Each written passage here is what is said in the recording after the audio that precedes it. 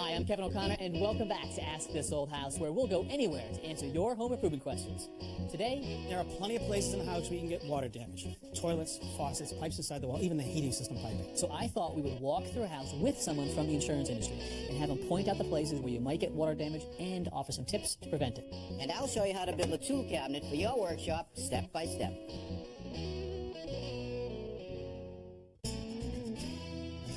Tommy, I love having all these tools around as much as anybody, but it's getting a little out of control. We got to get this place organized. We do have to do some organization because it is kind of messy. So I thought today we would build a cabinet that we can mount on the wall. Be 5 feet wide and 3 feet tall and about a foot deep. All right, you got cabinet doors on the front and you got shelves in the back? Adjustable shelves inside. How do you want to make the doors? Well, we're going to make the doors out of pegboard. That way we can hang things outside without opening the cabinet, things that we get to regularly. Good idea. On the inside, we'll make the box out of this 3/4 inch plywood. I like it. So how do we get started? We'll rip this plywood down on our table saw. When I'm using the table saw, the first thing I like to do is set the height of the blade. And to do that, I'm going to use a scrap piece of 3/4 inch pine that's the same thickness as our plywood. Take it over to the side of the saw, and I raise the blade up so the bottom of the tooth lines up with the top surface of the scrap piece of wood. Now my blade height is set right. Now I'll get a nice clean cut and I have less chance of kickback. Next thing we want to do is check my rip fence to make sure it's parallel with the blade, so I move it over, see if it's tight to the blade, lock it down. There's no space on the front or the back, so it is parallel. Now I want to set the width for my rip, and that will be 11.5 inches. So I want to make sure I measure on the inside of the tooth and lock it down. Now I'm ready to make my first rip.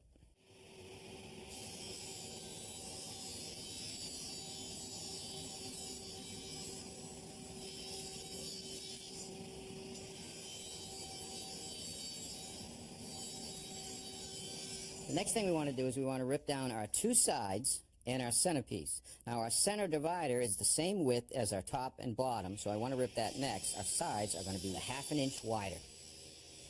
The back of the cabinet is going to sit in a rabbet on each side. So what I've done is I've drawn a line 1/2 inch on my scrap piece of wood. I drop the blade until it meets the line, and that's my 1/2 inch depth. And now I want to set my rip fence 1/2 inch because that's the depth of my plywood, but this time I want to measure to the outside of the blade. So I'm going to set that at 1/2 inch, lock it down, and cut my rabbet. On my first cut, I'll stand the board up. That's my first pass. Now I take the board, I lay it down on the saw and make my second pass.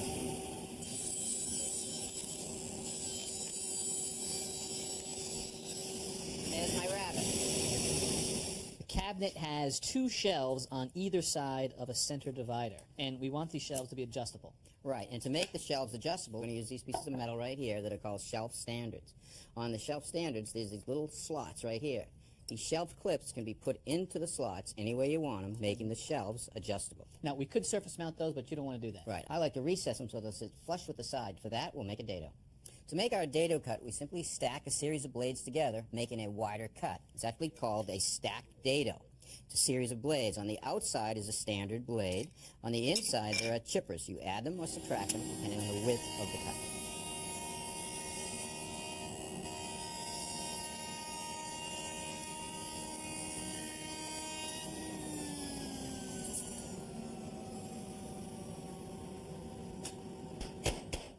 Now here in the center divider to the cabinet, I actually had to offset the standards. The reason I offset them is because of the length of the nail. When I drive the nail into the standard at the top, I didn't want it to hit the back side of the other standard, pushing it out slightly. The top and the bottom of our cabinet are attached to the sides using pocket hole screws. I first had to drill the holes to the pocket hole using a pocket hole jig. The jig holds my drill at the right angle. The drill has a stop on it, so I drill at the right depth. In addition to the pocket screws, we'll also use some wood glue. Yep. Just hold that right on there like that. Yeah, I got it. Okay, now I'll put a couple screws in here. Good.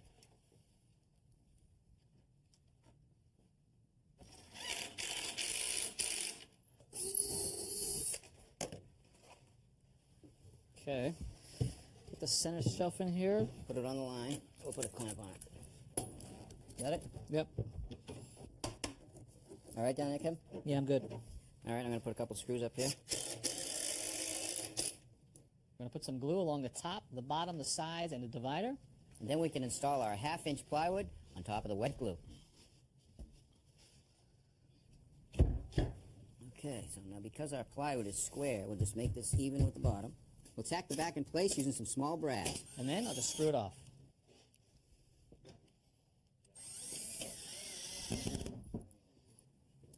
Let me show you how we make the doors. Each door is made of 2 stiles and 2 rails, and they're made out of pine. So that's going to give us a frame, right? That's right. Now, the first thing we did is we put a dado in here. But I didn't put the dado in with a dado blade. I actually used the blade that I have in my circular saw. And I wanted to make it on center. So I put the blade a little bit off center. I ran it through once, spun it around, and ran it through the other. And that gave me a dado right down the center. Now, I had to cut the tenon. To cut the tenon, I set the depth of my blade, the distance that I wanted, so I had the right thickness of the tenon, and I made a series of cross cuts the length of my tenon. And then that tenon fits right into the dado on the stiles. Gives us a nice tight fit. Now the first thing we want to do is glue up 3 of the pieces together. Okay. Now we'll just use a couple of micro pins, make sure it doesn't go anywhere. All right, now we'll slide that panel right in. Now we don't want to glue the panel in there, we want it to float. And now the last rail.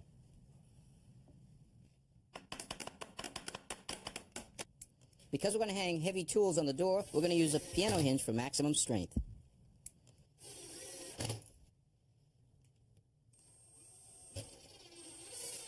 Well, Kevin, we finally have a place where we can start storing some of our stuff. And we got plenty of storage, Tom. Shelves on the inside, and on the outside we've got doors where everything is organized and you can see your tools. This is going to go a long way to helping us organize the shop. It sure is. Nice job.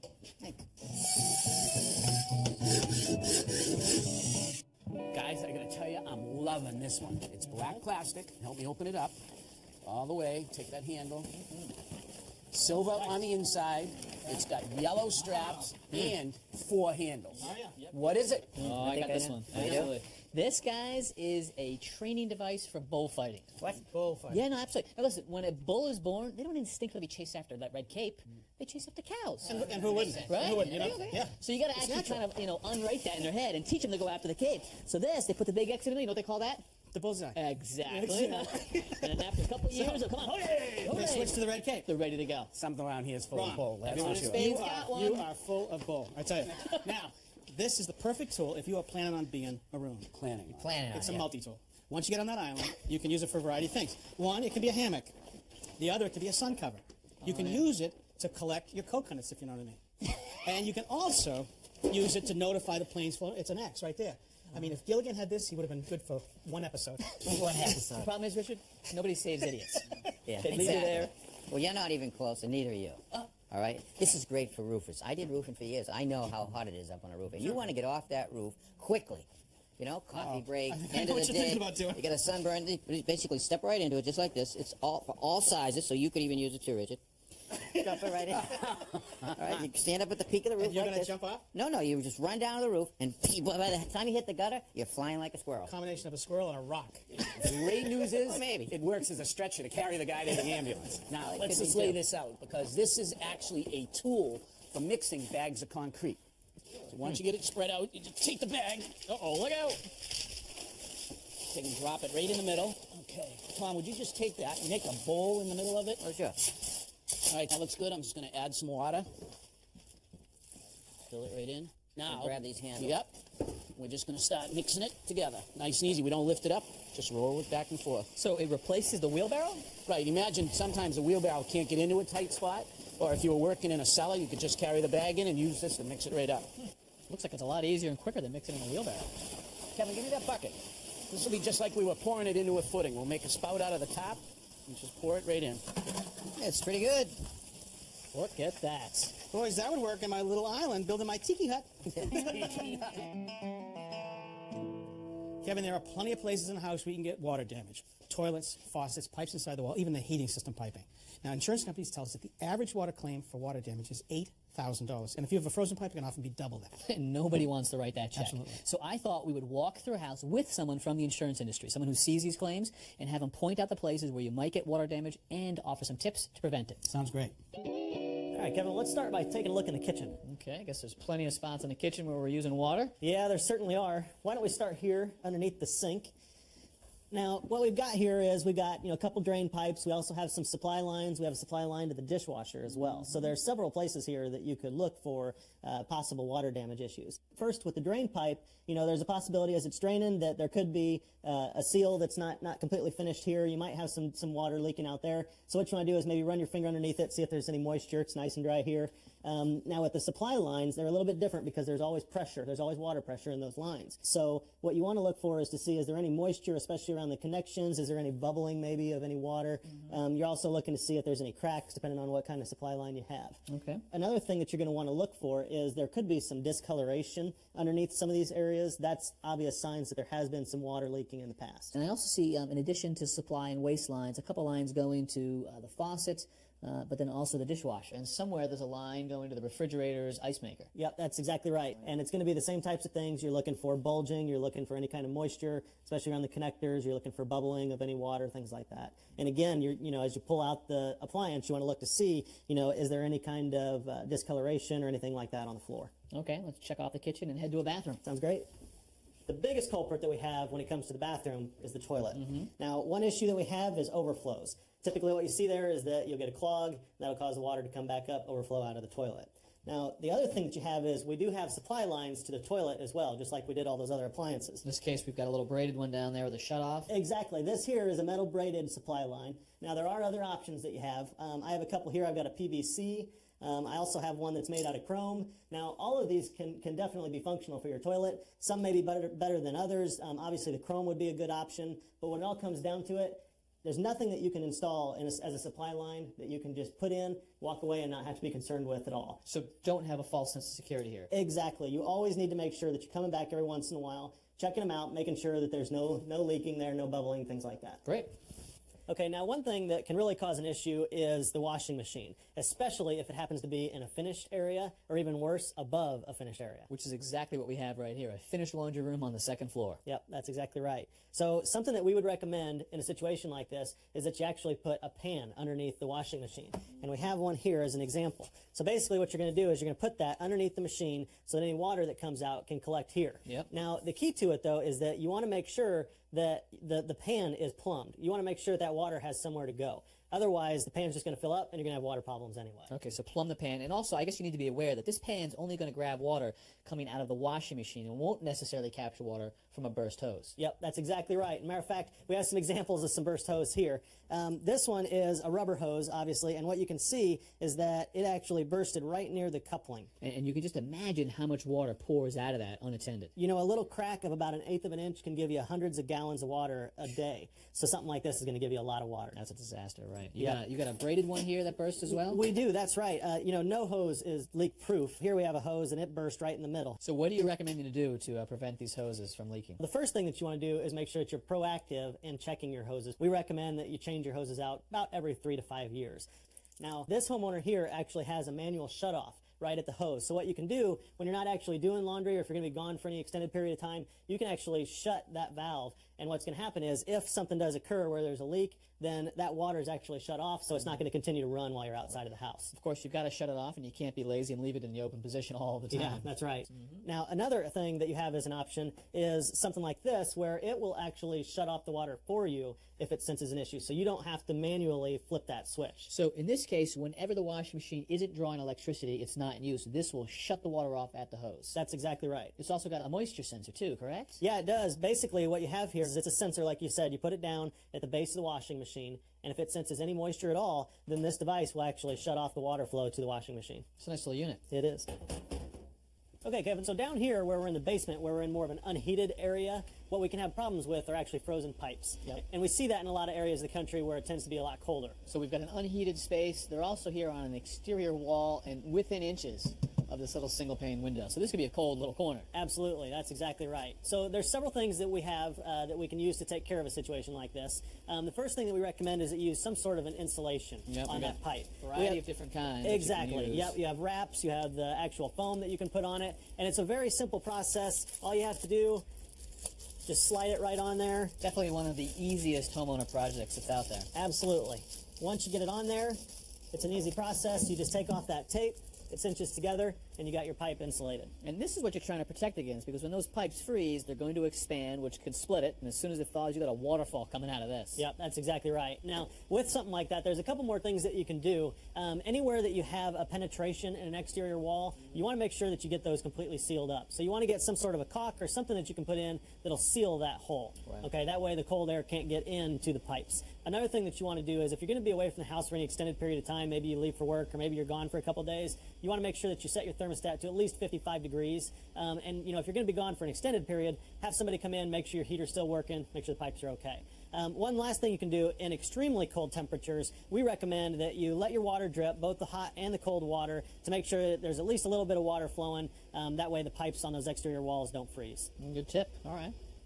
Now, basements can definitely be an issue for us as far as flooding is concerned. Below grade, so there's a dozen ways that we can get water pouring into that basement during a storm. Yeah, that's exactly right. And that's why we recommend that you put a sump pump in your basement. Now, this one is an electric sump pump. It's what you typically see as your primary pump. The problem is, usually when you're flooding, it's because of a storm. And a lot of times when that happens, electricity goes out. And that's not going to do you any good without electricity. That's right. And that's why we recommend that you get a backup sump pump. Now, there's a couple different options that we have for that. Now, the first option we want to show you here is actually a battery-operated sump pump. Now, the way that this will work is it's actually plugged into the outlet when the electricity's on, and that keeps the battery charged. Once the electricity goes off, that battery kicks in, and that's what runs the pump. For how long? It'll run it for about 7 to 10 hours, and we do recommend that you replace that battery about every 2 years. So 7 to 10 hours is pretty good peace of mind, but you could have a problem for a longer period of time. Yeah, that's absolutely right, and that's why we also recommend the water-powered backup sump pump.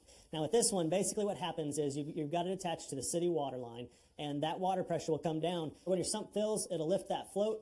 The city water will come in, it'll create a siphon, and it'll bring that water from your pit straight up out of the house. And it'll literally run forever, or so long as you have city water pressure. Yep, that's exactly right. Not going to work on a well, though, right? It won't, because a well runs off of a pump, which needs electricity. Okay. Now, Kevin, one thing that every homeowner should know is where their main shutoff valve is. Right, in this house, it's right here. We've got the water coming in from the city, and then we've got the meter on the other side. And if you had a leak and you could get down here and turn that off, you'd be in great shape. Yeah, that's exactly right. And that's why we recommend to people that they put some sort of a tag on that so that if there is a problem, everyone knows where to go ahead and pull that valve. Okay. The problem is you have to know that there's a water leak, right? So something that we do recommend is some sort of a water leak detection system. There are several options for that. One, like this, is more of a passive system. You have to be home for it to work, and you put it down near any appliance that may leak. And if it senses water, that's going to sound an alarm. Yeah, so that basically notifies you that there is a leak and that you need to either shut off the water at that individual system or you need to come down and turn off the water main. Obviously battery powered here, but you've got to actually go and shut the system down. Yes, that's exactly right. Now, there are a couple other systems that we have. We also have some whole house water leak detection systems. And so how do these work? Well, basically what you do is you have a sensor, just like you did upstairs, but now what happens is with this one, it's wireless. You put that sensor near the appliance. If there is any water leakage at all, then what happens is it'll send a message straight over here to your water main, and it'll actually shut the entire water system down for your house. So this is a valve that you install right down here on the main, and then you can place these under, what, multiple toilets, sinks next to that washing machine, and any leak will shut down the whole house? That's exactly right. Now, that's great. Now, another option we have is this whole house water leak detector, and this runs a little bit differently than the one we saw before. Basically, what you see here is that it can tell how much water is actually flowing through your system, and if it gets to be too long of a time period that it's flowing continuously, it'll shut down the system altogether. So it's not detecting water on the floor, it's detecting flow. And will it detect something as small as a drip? Yeah, it absolutely will. Yep. And the great thing about this is that you can actually set it for two different settings, one while you're home and one while you're away. So if you're at home, maybe set it to 15 minutes so that it doesn't shut down when you're taking a shower. But if the water ran for any longer, it would shut down. And if you're not at the house, well, set it for 30 seconds so that at any movement of water, it shuts down. That's exactly right. All right. Well, I've never seen anything like that before, Michael. That's great. All right. A lot of ways that you can protect the house from water. Thank you. You bet. You know, a whole house shutoff seems like good insurance to me. It really is great peace of mind. When I think about frozen pipes, though, I always think about that kitchen sink. You know, think about it. There's always a window right in front of the sink. Right. The cabinet's right out there. There's almost always a pipe that's stuck behind the cabinet and always wants to freeze back there. You know, it's not easy to insulate those pipes when they're behind the cabinet or buried in the wall. That's right. A lot of people actually have to live with their kitchen cabinets open all winter, so some of the heat from the kitchen can come into that base. All right, well, a little bit of peace of mind. So if you've got questions about your house, we'd love to hear from you. Keep your letters and your emails coming. And until next time, I'm Kevin O'Connor. I'm Richard Dewey. For Ask This Old House. Next time. Welcome back to Ask This Old House, where we'll go anywhere to answer your home improvement questions. I need some help to find out where this gurgling sound is coming from. If you're doing a renovation or you just want to add some period details to your house, an architectural salvage shop is the place to go. We're going to visit one and help you find just what you need. That's next time. Ask This Old House. If you have a question about your house or a tip you'd like to share, please let us know. Visit our website, pbs.org, for expert advice, step-by-step videos, and much more. This Old House magazine, the companion to the television series, provides advice from our experts that you've come to know. You can use your credit card to order 10 monthly issues for $10 by calling 1-800-221-5900.